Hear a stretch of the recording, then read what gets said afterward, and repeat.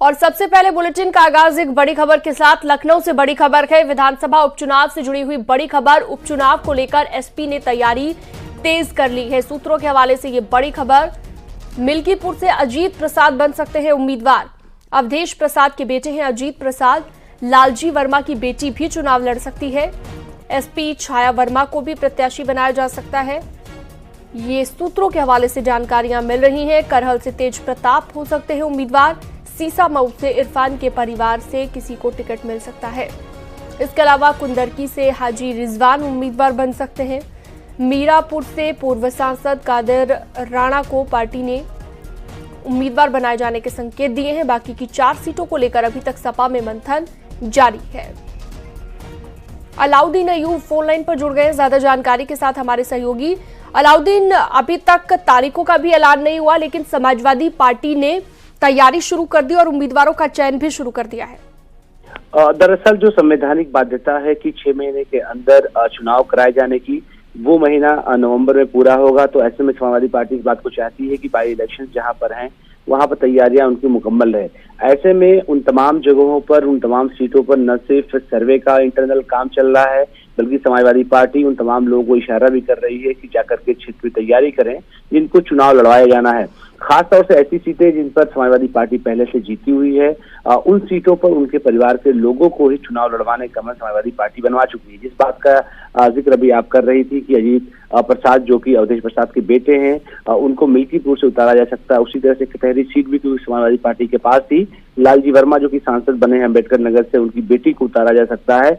तो Samajwadi party Karhal seat भी अपने फैमिली में रखना चाह रही है। इरफान सोलंकी जिनको सजा होने के बाद उनकी सीट पर चुनाव का ऐलान हुआ है, उनके परिवार से या तो उनकी पत्नी या फिर मां को समाजवादी पार्टी प्रत्याशी बनाएगी। यानी कि जिन सीटों पर समाजवादी पार्टी की पकड़ या जीत पहले से थी, उसमें उसी व्यक्ति के परिवार या पारिवारिक सदस्य को समाजवादी पार्टी इसलिए प्रत्याशी बनाना चाहती है ताकि एक सॉफ्ट कॉर्नर लोगों के अंदर उस सीट को लेकर के जगजाहिर तौर से पैदा होता रहे।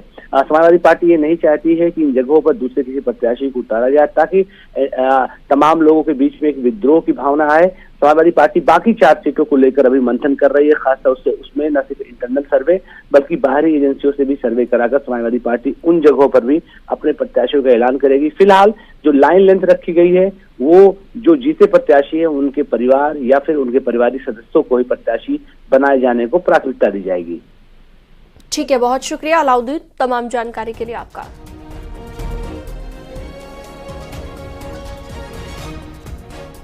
सीएम आवास पर उपचुनाव को लेकर बीजेपी की बैठक हुई। उपचुनाव को लेकर हुई बैठक में सीएम योगी और दोनों डिप्टी सीएम शामिल हुए। बीजेपी प्रदेश अध्यक्ष भूपेंद्र चौधरी, महामंत्री संगठन धर्मपाल समेत संगठन के तमाम पदाधिकारी भी बैठक में मौजूद रहे।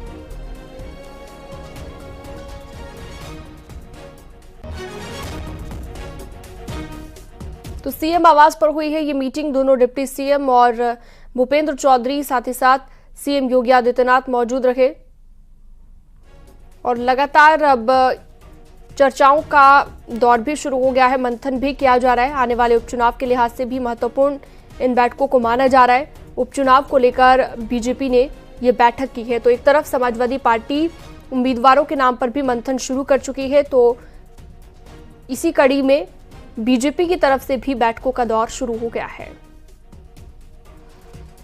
तो बीजेपी ने विधानसभा उपचुनाव में झोंकी पूरी ताकत। पहले चरण में सीएम योगी अयोध्या से शुरू करेंगे अभियान। सीएम योगी आदित्यनाथ अयोध्या की मिल्कीपुर में दौरा करेंगे।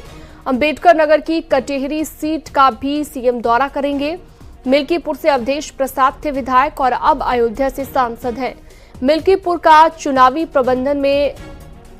चुनावी प्रबंधन में बीजेपी जुटी हुई है। आज अयोध्या के दौरे पर मुख्यमंत्री योगी आदित्यनाथ आ रहे हैं और भाजपा कोर कमेटी के 4 सदस्य भी 2-2 सीट पर दौरे करेंगे। उप मुख्यमंत्री केशव प्रसाद मौर्य को फूलपुर और मजवा सीट पर जाएंगे। उप मुख्यमंत्री ब्रजेश पाठक को सीसामऊ और करहल का दौरा करने की जिम्मेदारी दी गई है। भाजपा के प्रदेश अध्यक्ष भूपेंद्र चौधरी मीरापुर और कुंदरकी जाएंगे। महामंत्री संगठन धर्मपाल को खैर और गाजियाबाद का दौरा करने के लिए कहा गया है।